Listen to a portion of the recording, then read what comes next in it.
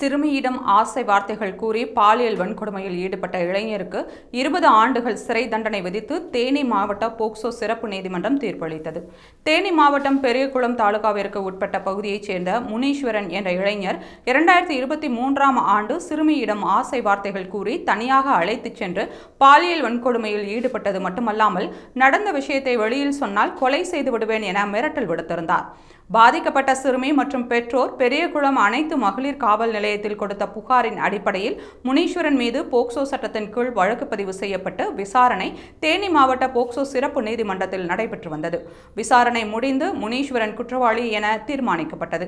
சிறுமியை பாலியல் வன்கொடுமை செய்த குற்றத்திற்காக குழந்தைகள் பாலியல் குற்றங்களிலிருந்து பாதுகாப்பு திருத்த சட்டப்பிரிவு 5(1) மற்றும் 6 கீழ் 20 ஆண்டுகள் கடுங்காவல் சிறை தண்டனையும் 10,000 ரூபாய் அபராதமும் அபராத தொகையை கட்ட தவறினால் மேலும் 1 வருடம் சிறை தண்டனையையும் விதிப்பதாக போக்சோ சிறப்பு நீதிமன்ற நீதிபதி கணேசன் தனது தீர்ப்பில் குறிப்பிட்டுள்ளார்.